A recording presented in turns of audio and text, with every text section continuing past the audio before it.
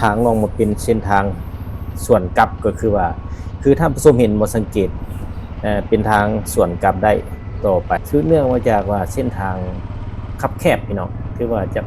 นี่มีลูกศรส่วนกลับบริษัททำเหมาก่อสร้างขอทางพี่น้องก็ได้โพสต์จื่อตัวนี้เพิ่นก็ได้ขุดคนมาปะไว้นี้ให้ท่านผู้ชมได้รับชมปัจจุบันนี้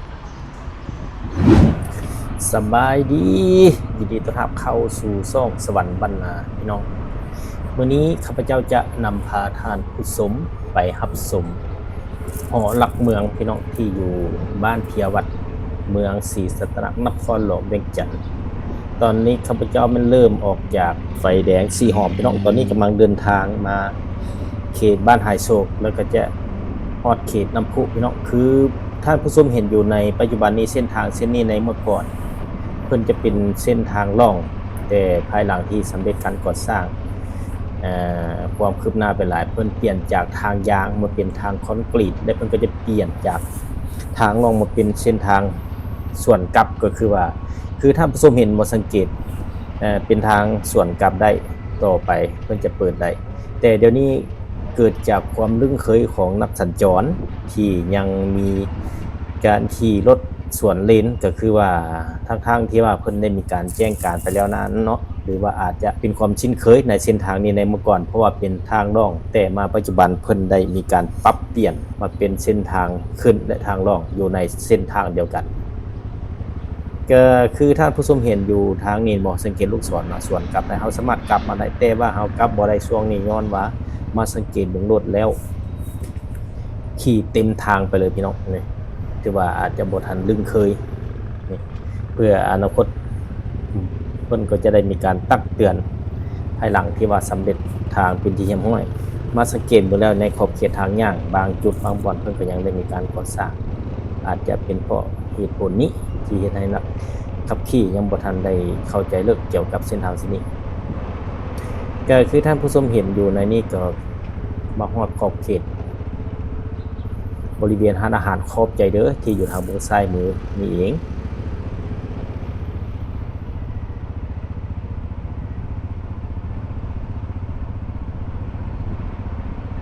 ต่อไปนั้นก็จะเป็นน้ำพุพี่น้องคือหลายคนคุ้นๆคือว่าน้ำพุอยู่ที่นครหลวงเวียงจันทน์อยู่ใกล้กับค่ายตำรวจนครบาลนั่นเองคือท่านผู้ชมเห็นอยู่ทางบนหน้านี้ในคลิปวิดีโอนี้จะนำพาท่านผู้ชมผู้และจะเดินทางไปเรื่อยๆพี่น้องจนฮอดวัดสีเมืองหรือว่าขอบเขตผู้และใกล้จะฮอดวัดสีเมืองจะไปฮอด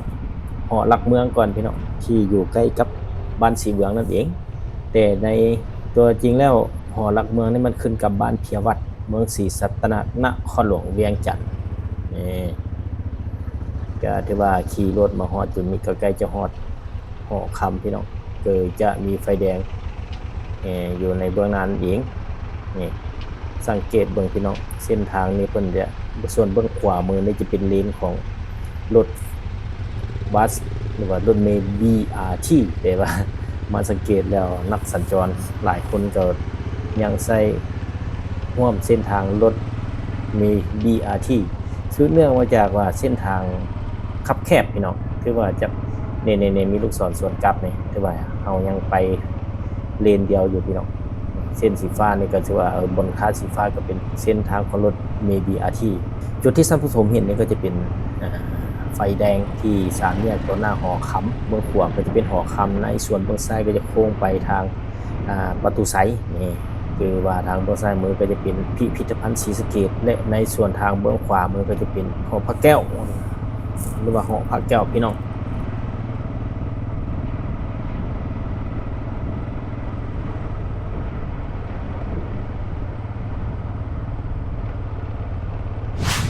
ตอนนี้ข้าพเจ้าก็ได้เดินทางมาฮอดไฟแดงใกล้กับโรงหมอมโหสถนั่นเองที่อยู่ทางเบื้องหน้านี่ท่านผู้ชมก็ท่ามกลางบรรยากาศคือท่านผู้ชมเห็นอยู่ในปัจจุบันนี้ก็คือมีต้นไม้อยู่ตามเรียบเส้นทางเฮ็ดให้อากาศสดชื่นเนาะก็ถือว่าบรรยากาศนี้ก็ถือว่า เป็นอีกหนึ่งบรรยากาศที่บ่ฮ้อนปานใดพี่น้องมื้อนี้ก็เป็นวันที่18เดือน11ปี2025นั่นเองได้มีโอกาสใช้เวลาว่างๆที่พาท่านผู้ชมมารับชมในถนนกลางเมืองพี่น้องที่อยู่ใกล้กับจุดนี้ก็คือท่านผู้ชมเห็นทางเบื้องซ้ายและเบื้องขวาก็จะมีคนขายเครื่องต่างๆและก็ดีอยู่ใกล้กับห้องหมอมหาสดนั่นในส่วนเบื้องซ้ายมือก็จะเป็นแผนกยทขหรือโยธาธิการและขนส่งนครหลวงเวียงจันทร์พี่น้องนี่คือนี่จุดนี้ก็ถือว่าต้องขอบใจ FC ทุกคนที่สนับสนุนช่องสวรรค์วนาด้วยดีเสมอมาเด้อเพื่อจะเฮ็ดให้ช่องได้เติบโตขึ้นไปเรื่อยๆพี่น้องมาฮอดจุดนี้ก็จะเป็นขอบเขตบ้านเก่ายอดพี่น้องก็ถือว่าคือท่านผู้ชมเห็นอยู่ในปัจจุบันนี้ก็ใน4แยกนี้คือท่านผู้ชมเห็นทางเบื้องขวามือก็จะเป็นวัดบ้านเก่ายอดและในส่วนทางเบื้องซ้ายที่เห็นเป็นตึก3ชั้นนั่นก็จะเป็น Honda New Gipsing นั่นเองแต่ว่าเพิ่นอาจจะย้ายบ่หรือว่าใดๆเพิ่นปิดประตูอยู่ตอนนี้นี่คือท่านผู้ชมเห็นทางเบื้องหน้านั้นก็จะเป็นหอหลักเมืองนั่นเองที่ขึ้นกับบ้านเพียวัดเมืองศรีสัตนนครหลวงเวียงจันทร์พี่น้องคือทำการสองข้างทางนี่ก็คือท่านผู้ชมเห็นก็จะเป็นเรือนของประชาชนและบางจุดก็จะมีการขายหมักเบ้งทูบเทียนบูชาเพื่อจะเข้าไปบูชาอยู่ในหอละเมืองในจุดนี้ก็ถือว่าหอละเมืองแห่งนี้เพิ่นก็ได้ก่อสร้างขึ้นในพุ่นแหละแต่ในช่วงกลางปี2017พุ่นพี่น้องก็ถือว่าข้าพเจ้าก็จื้อดีตอนนี้ในตอนนั้นตอนนี้ข้าพเจ้าก็ได้เข้าขอบเขตนี่แหละเข้าไปเบิ่งในก่อนว่าจะเป็นแบบใดพี่น้องไปเอารถจากไปก่อนแล้วจะพาท่านผู้ชมเข้ารับชมเบื้องในหอหลังเมืองว่าจะเป็นอะไรจะเอาภาพบรรยากาศงามๆสวยๆมาให้ท่านผู้ชมได้รับชมนั่นเองต้องเอาฝากรถก่อนจอดรถก่อนเป็นบ่ได้ฝากจอดอยู่นี่แหละจอดนี่แหละจะพาท่านผู้ชมเข้าไปรับชมพี่น้องสบายดีตอนนี้ครับว่าเจ้าก็ได้มาฮอดหอหลักเมืองพี่น้องหอหลักเมืองที่อยู่บ้านสีเมืองศรีสัตนนครหลวงเวียงจันทร์พี่น้องนี่คือท่านผู้ชมเห็นนี่ขอโทษขออภัยมันขึ้นกับหอหลักเมืองนครหลวงเวียงจันทร์บ้านเพียวัดเมืองศรีสัตนนครหลวงเวียงจันทร์พี่น้องที่ขึ้นกับบ้านเพียวัดนี่ก็บัดนี้ตอนนี้ข้าพเจ้าอยู่ทางเบื้องนอกคือท่านผู้ชมเห็นอยู่ในปัจจุบันนี้จะเข้าไปเบื้องในว่ามีอย่างอยู่ไหนพี่น้องไปเฮาชมเบื้องในพร้อมๆกันคือท่านผู้ชมเห็นอยู่นี่ก็จะเป็นที่จริงแล้วหอหลักเมืองนี่จุดที่เฮายืนอยู่นี่จะเป็นเส้นทางซื่อมาแต่เบื้องนั้นในการก่อสร้างเส้นทางในซูมปี2007พี่น้องนี่เขตนี้2007เพิ่นได้หลีกทางไปพุ่นนี่เพิ่นจะแทรกทางมาที่ออกไปเบื้องนี้ไปเบื้องนั้นก็เป็นวัดสีเมืองนี่สังเกตปกติทางมันจะซื่อแบบนี้เลยที่ใจกลางทางมันจะซื่อแบบนี้คือท่านผู้ชมเห็นในนี้เพิ่นได้แทรกออกทางข้างกันซึมเนื่องมาจากว่าเพิ่นจะตั้งหัวหลังเมืองอยู่ในจุดนี้บัดนี้จะขึ้นไปเบื้องเทิงพี่น้องว่าจะมีอะไรอยู่ไหนแต่พวกข้าเองก็ได้บ่ได้เข้ามาในจักเทื่อพี่น้องมีแต่ไกลไปไกลมาเห็นทางเบื้องนอกส่วนเบื้องในก็ยังบ่ทันได้เข้าไปจักเทื่อมื้อนี้ก็ถือว่ามีโอกาสดีจะได้เข้าไปเบิ่งรับชมเบื้องในจะเป็นแบบใด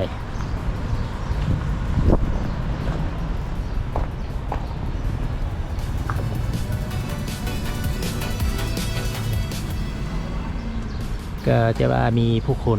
ไกลไปไกลมาเห็นแล้วก็ได้ซื้อทูบซื้อหมักเบงซื้อเทียนกราบไหว้สักการะบูชาซึ่งเป็นความเชื่อของส่วนบุคคลที่ได้มารับชมอยู่ในนี้แล้วก็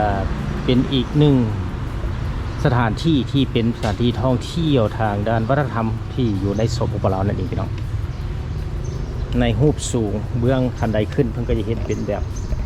พญานาค3หัวพี่น้องอยู่ทางเบื้องซ้ายและเบื้องขวา2ฝากข้างทางในคันใดขึ้นนั่นเองจุดเบื้องนั้นก็จะเป็นบ้านสีเมืองเบื้องนี้จะบ้านเพียวัดพี่น้องเข้าไปถึงเบื้องไหนพี่น้องนี่ก็ถือว่า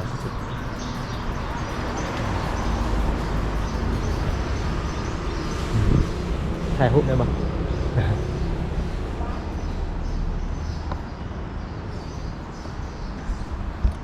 ก็ที่คือที่ว่าเป็นคำไหว้พระหลักเมืองพี่น้องนะโมตัสสะภะคะวะโตอะระหะโต3ครั้งพี่น้องก็สามารถหยุดวิดีโอเลยสามารถเว้าได้ครับ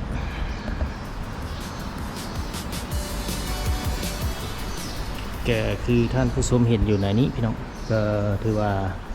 เป็นอีกหนึ่งสถานที่ที่ท่องเที่ยวทางด้านวัฒนธรรมที่ผู้คนก็ได้มาสักการะบูชาหอหลักเมืองที่ขึ้นกับบ้านเพียววัดเมืองศรีสัตนนครหลวงเวียงจันทน์นั่นเองในส่วนเพดานที่ตกแต่งด้วยไม้และแกะสลักอันอื่นนี่คือเป็นรูปต่างๆคือท่านผู้ชมเห็นอยู่ในปัจจุบันนี้สวยงามอีหลีพี่น้อง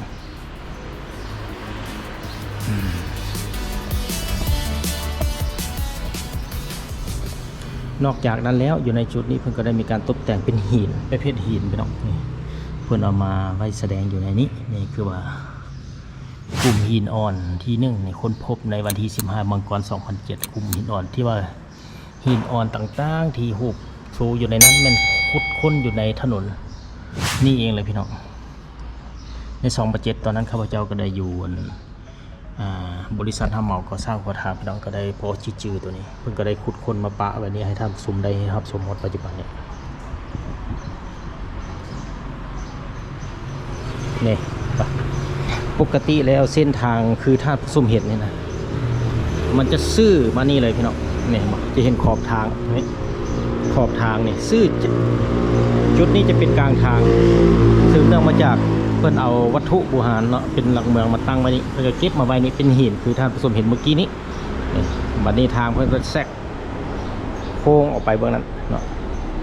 ตัวนี้ข้าพเจ้าจะจื่อดีเพราะว่าตอนนั้นข้าพเจ้าเป็นคนหนึ่งที่ว่าอยู่ในบริษัทก่อสร้างขวดทางนี่เองก็เลยว่าเส้นทางโค้งอ้อมหอหลักเมืองนี่ซื้อนี่ใจกลางทางเนี่ยมาซื้อนี้แล้วก็ออกไปซื้อนี้แกบัดนี้ก็จะให้ท่านผู้ชมไปรับชมเบิ่งประวัติหอหลักเมืองประวัติการก่อสร้างก็จะเห็นอยู่ในนี้พี่น้องประวัติการก่อสร้างหอหลักเมืองเวียงจันทน์จะสามารถหยุดวิดีโอและอ่านได้เท่าละแถวไปพี่น้อง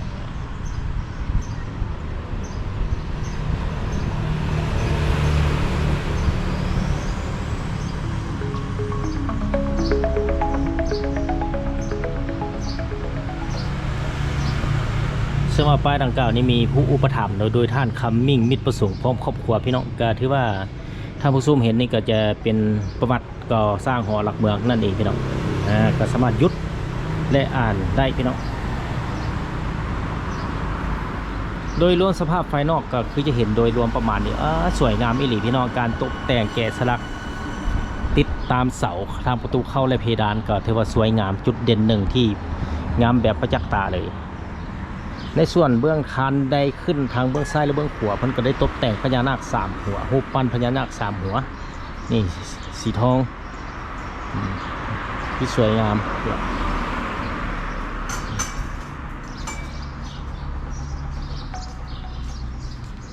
ในส่วนเบื้องตรงกันข้ามก็จะเป็นโรงเรียนอนุบาลนั่นเอง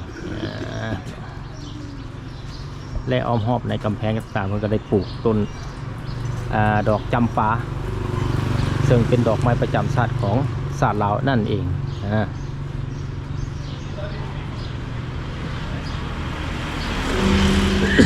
ขออภัยต้นอย่างน้องพี่น้องคืองามแท้สวยงามดอกไม้บนเป็นดอกไม้ใบไม้พี่น้องคืองามพี่น้องต้นอย่างไผ่ฮู้กับแสดงความคิดเห็นมาได้พี่น้องต้นไหนนี่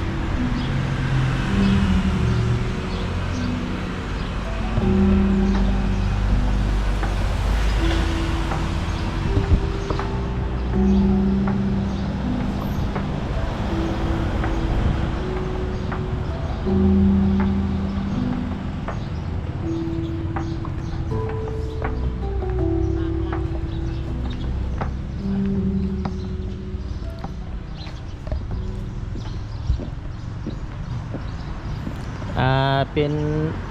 รูปทรงภายนอกพี่น้องคือถ้าผู้ชมเห็นอยู่ในนี้รูปทรงภายนอกหอหลักเมืองที่ขึ้นกับบ้านเพียวัดเมืองศรีสัตนนครหลวงเวียงจันทน์พี่น้องทั้ง4ข้างเพิ่นเฮ็ดขึ้นประตูขึ้นแบบเดียวกันเลยคันไดแบบเดียวกันแน่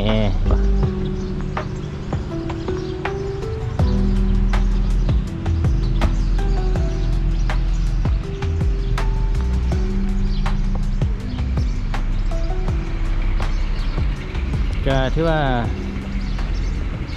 ในนั้นก็จะเป็นพิพิธภัณฑ์หอหลักเมืองพี่น้องในวิดีโอตอนนี้ก็จะเอาแต่สภาพนอกมาให้ท่านผู้ชมนั่นก็เป็นหอพิพิธภัณฑ์หลักเมืองแต่ว่ามามื้อนี้เห็นเพิ่นปิดประตูพี่น้องก็เลยว่าจะบ่ได้เห็นเบื้องในนี่เบิ่งเพิ่นปิดประตูไว้พี่น้องผู้ยามก็บ่เห็นคือสิแม่นปิดนี่แต่ว่ามาโอกาสหน้าจะนำพาท่านผู้ชมมารับชมเบื้องในเนี่ยพิพิธภัณฑ์เมืองเวียงจันทน์อยู่ในนี้พี่น้องแต่ว่ามาสุดนี้เพิ่นปิดประตูบ่ได้เห็นก็เลยเอาแต่ภาพภายนอกมาให้ท่านผู้ชมเป็นยังไงท่านผู้ชมนั่นก็แม่นเป็นการนำเสนอวิดีโอตอนมารับชมหอหลักเมืองพี่น้องที่ขึ้นกับบ้านเพียวัดเมืองศรีสัตนนครหลวงเวียงจันทน์ซึ่งว่าติดกับบ้านสี่เมืองนั่นเองพี่น้องเบื้องนั้นเป็นบ้านสี่เมืองเบื้องนี้เป็นบ้านเพียวัดพี่น้องนี่ก็ใกล้ๆกันมาห้องนี้ขอลาไปก่อนพบกันใหม่ตอนต่อไป